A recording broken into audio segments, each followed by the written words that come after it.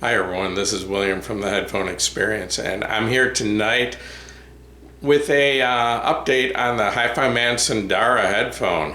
There's a few reasons that I'm doing an update, and first I wanted to just point out the fact that my electricity is out right now and I'm running on a generator, so if you hear a hum in the background, that would be my generator. So anyway, there's basically three reasons that I decided to do an update. One is the price has been dropped from $4.99 to $3.50 on this headphone. Number two, I've noticed sort of an upsurge in views on my previous reviews of the Sundara, so I'm assuming that because of the price decrease that there's new interest in this headphone.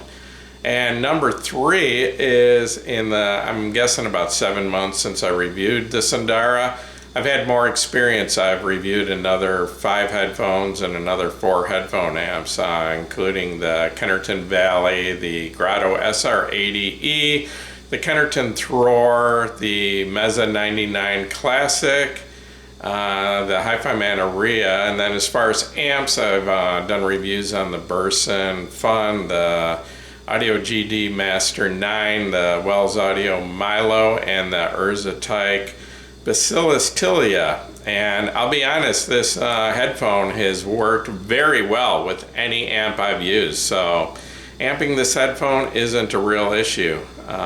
It works with pretty much everything that I've tried, although I haven't tried it as a portable yet. Anyway, the reason I wanted to do this video is because I still think that the Sundara is a great headphone, even after comparing it to several others. And at $3.50, I think it's a great deal. So I thought I would take another look at it. And anyway, I'll give you a quick view of it. If you want more details, check out one of my older videos, either my first impressions or my full review. And I also did a 3-way shootout between the Sundara and the Hifiman HE500 and the 560. So gave you a lot more details on that, but basically you can see what it looks like. They got rid of the plastic yokes that they had problems with breaking, kind of a different headband design. It's got metal ear cups and aluminum, I guess, and metal grills in it. Pretty lightweight, comfortable. Tapered ear pads and 3.5 millimeter connections. Like I said, lightweight, comfortable headphone. I would consider this headphone about a medium efficiency. It's a planar magnetic driver. It's not the easiest to drive, but it's not that hard either. It's not near as hard to drive as the HE560, which requires a lot of amp behind it. Like I said, I haven't tried this with a portable device. I'd imagine a lot of portables would have no power running this. Probably not an ideal match for a phone. They're probably not going to have enough power, but it's not like you need a huge amount of power like the HE560, which will play loud enough with a underpowered amp, but it sounds thin and harsh. This headphone, the sound doesn't collapse like that. So if it'll play loud enough, it's probably going to sound decent. Anyway, I thought that while I had this, well, let me back up a second. As far as this headphone's concerned, I consider the tone balance to be very good on it. It's not a bass head headphone. Does not have an overly emphasized bass at all. It's a very flat tone balance. It does slightly lack in the sub-bass department. Not bad. I mean, it's still got decent bass. I have no problems with it at all, but the HE560 does go a little bit lower in the sub-bass. But once again, that headphone requires a huge amount of power, and I think that's still about $450. Also, the Hifiman Aria goes lower into the sub bass, but that's a $1,600 headphone that's based on a $3,000 headphone. So anyway, besides from the tone balance being excellent, I think this headphone has excellent treble. The clarity and detail is excellent in my opinion, and the imaging and soundstage are both excellent. Very large soundstage, not quite as what you get out of the Aria, but well, I guess I'll go into that. I'll give this a comparison to the Aria, since I do have an Aria sitting here right now that I'm working on I already did my first impressions. I'm working on a full review of that, so I'll give you a quick comparison. The Aria is a little bit harder to drive. It requires a little bit more power, a little more amp behind it. The Aria goes a little deeper into the sub bass, like I said a minute ago. Has a little bit more punch in the mid bass than the Sundara. And but basically the tone balance, other than that sub bass, is very similar from the mid bass all the way through the treble. Very similar tone bass between the Sundara and the Aria. I'm not going to lie to you, the Aria is, in my opinion, a better headphone in pretty much every way than the Sundara, but it's not that much better. It's not, you know, the Aria is a $1,600 headphone. This sells for $350 now. And the Aria is a little better in almost every way, but not substantially better. So, in my opinion, the Sundara is going to get you about 80% of the way there compared to the Aria at less than a fourth the price. So that's why I consider this such a good deal. And in fact, the Aria, I think, is an exceptional headphone, and it's supposed to be based on the HE5 or the HE1000 V2. I've been told by about 4 people that the two have almost an identical sound, because I've never heard the 1000 V2. So if the Aria has an almost identical sound to the 1000 V2, and this is going to take you about 80% of the way there, I mean, how can you deny this is a great deal for $350?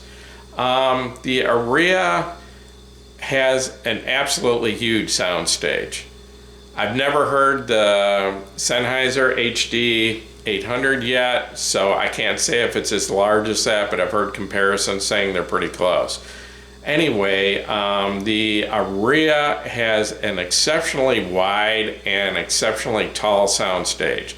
The Sundara can't quite match that, but the soundstage is not small by any means. This has a very wide and fairly tall soundstage with some depth to it too.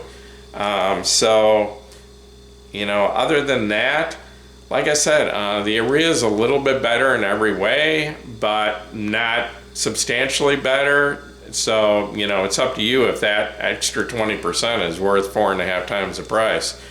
Anyway, I also reviewed the Meza 99 Classics a few weeks ago, and thought I'd give you a quick comparison. The 99 Classic is more of a bass head headphone. If you're a bass head, the Sundara, although it has good bass, doesn't have you know, overly exaggerated bass, which the Meza kind of does. So if you're a bass head, that you might want to look that direction instead. But the Sundara is going to give you quite a bit more detail, clarity, and resolution, especially in the upper mid-range and lower treble, where the Meza is kind of laid back in that area. So anyway, if you're looking for accuracy, tone balance, if you are looking for detail and resolution, this is the headphone for you, in my opinion. I haven't heard every headphone, obviously. I've only been doing reviews about not even 9 months now. And I will be honest, I've never heard any of the Sennheiser HD 600 series, which would be a real close competitor for this headphone.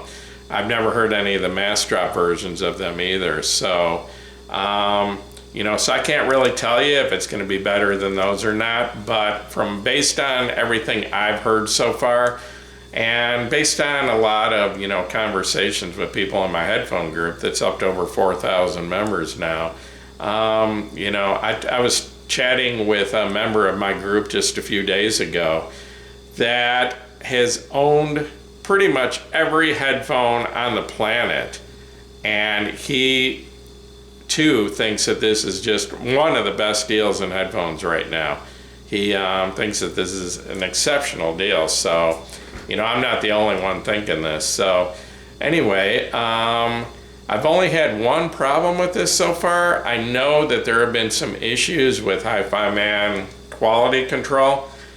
And to tell you the truth though, I've had 4 Hifiman headphones now, including the Aria, which is on loan to me. And I haven't had any problems with any of them. I've had an HE500 for 7 years, but 7.5 years maybe. But anyway, the only issue I've had with any of them, and it would be with the Sundara, I've had it about 7 months now, and there has been 2 or 3 times that I haven't used it for maybe 3 or 4 weeks. And when I went to use it, the left channel was cutting out a little bit, or maybe a little scratchy. And all I did to fix the problem was I unplugged the left channel from the headphone, plugged it back in, and it worked fine. And that was, that seemed to be the solution to the problem. So I'm guessing it was just a bad connection. So other than that, I've had no other problems though, and the channel balance seems to be really good. I know there's been some issues with that too. And in the 7 months I've had this, I haven't noticed any imbalance between the left and right channels. So, like I said, some people have had some problems. I personally haven't, so I can still feel pretty good about recommending this headphone. So, $350, great deal in my opinion. I would check it out. Anyway, this is William from the Headphone Experience, and gonna wrap this up now. So if my video has helped you in any way, please give me a thumbs up, and please subscribe to my YouTube channel, and you're all welcome to join us over at the Headphone Experience on Facebook, which is up to 4,100 and I think 49 members now. So thank you very much.